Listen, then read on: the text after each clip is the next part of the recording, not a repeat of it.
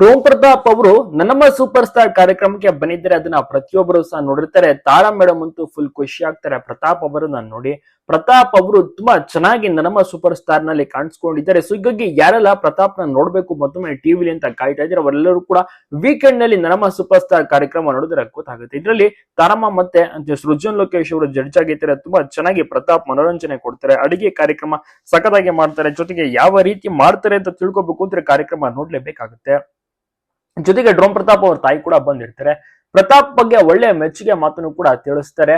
ತಾರಾ madam ಅವರು ಒಳ್ಳೆಯ ಹುಡುಗ, ಚೆನ್ನಾಗಿ ಕೂಡ ಬಿಗ್ ಬಾಸ್ ನಲ್ಲಿ ಆಟವಾಡಿದ್ರು. ಅವರ ಒಂದು ಪರ್ಫಾರ್ಮೆನ್ಸ್ ಇಡೀ ಕರ್ನಾಟಕದ ಜನತೆ ಮೆಚ್ಚಿದೆ ಅನ್ನುವಂತ ಮಾತನ್ನ ಪ್ರತಾಪ್ ಅವರಿಗೆ ಬಹಳಷ್ಟು ರೀತಿಯಲ್ಲಿ ವಿಶ್ವಾಸನ್ನು ಕೂಡ ತಿಳಿಸಿದ್ದಾರೆ ತಾರಾ ಮೇಡಮ್ ಅವರು.